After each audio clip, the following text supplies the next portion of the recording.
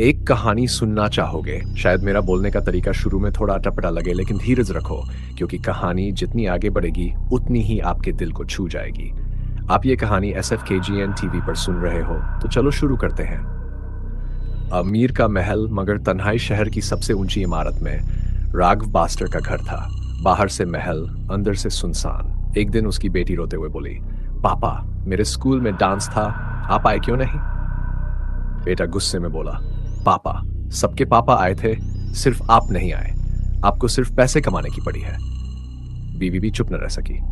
राघव, ये दौलत किस काम की जब तुम्हारे बच्चे तुम्हें अपना नहीं मानते, जब घर का खाना भी हम सब साथ बैठकर नहीं खा पाते? राघव के पास कोई जवाब नहीं था। वह चुपचाप खिड़की से बाहर देखता रहा।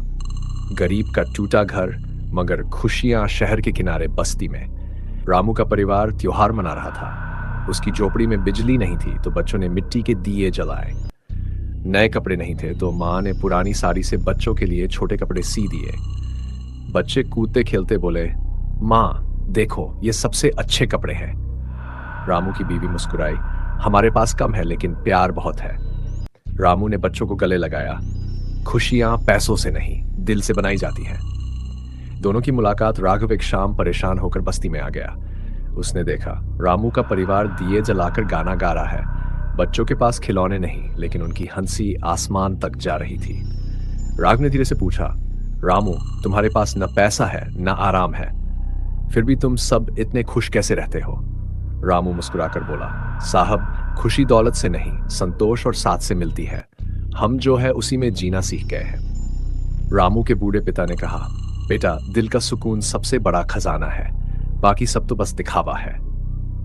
राघव की आंखें नम हो गईं। अमीर का टूटना और बदलना। कुछ ही दिनों बाद राघव के बेटे ने उससे कहा, पापा, हमें आपके पैसों की नहीं, आपकी जरूरत है। बेटी बोली, हमारे पास सब कुछ है लेकिन घर में हंसी नहीं है। बीवी की आंखों में आंसू थे। उसने धीरे से कहा, राघव, अभी भी समय है, अपने परिवार के लिए जीना सीखो। यह सुनकर राघव का दिल कांप गया। उस रात वह महंगे बिस्तर पर लेटा, लेकिन उसके कानों में रामू की हंसी और बच्चों की खिलखिलाहट गूंज रही थी। सुबह होते ही उसने फैसला कर लिया। असली अमीरी। राघव ने कारोबार का बोझ कम किया, परिवार के साथ बैठकर खाना खाने लगा, बच्चों के खेलों में शामिल होने लगा, माँ बाप के चरण छूने लगा। उसने गरीबों की मदद शुरू की। रामू और उसकी बस्ती के बच्चों के लिए किताबें और खिलौने दिए। धीरे धीरे उसके घर में भी हंसी लौट आई।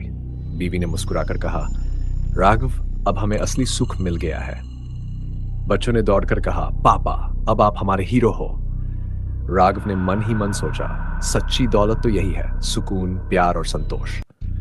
नैरेटर की आवाज़ और भावुक हो जाती है। दोस्तों, इस कहानी से हमें यह सीख मिलती है कि पैसा जरूरी है, लेकिन असली सुख परिवार और रिश्तों में है। कि ये कहानी आपने SFKGN टीवी पर सुनी है। तो अगर ऐसी और कहानियां सुनना चाहते हो तो चैनल को अभी सब्सक्राइब करो और घंटी का बटन दबाओ, ताकि अगली कहानी सीधा आपके दिल तक पहुंचे।